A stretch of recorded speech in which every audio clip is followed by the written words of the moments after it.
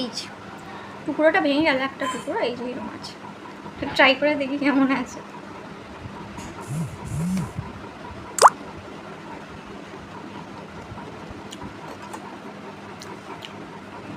বেশ ভালোই আছে, ভালো লাগছে। আর এই যে গরমা গরম চা, দুধ চা।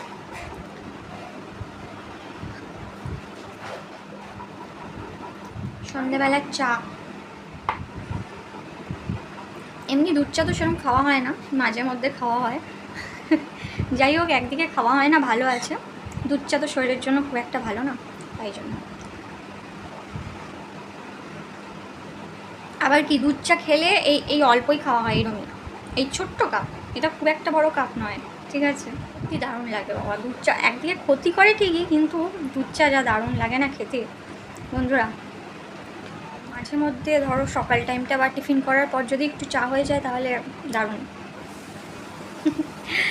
তো চলো বন্ধুরা, দেখা হচ্ছে নেক্সট ভিডিওতে। টাটা।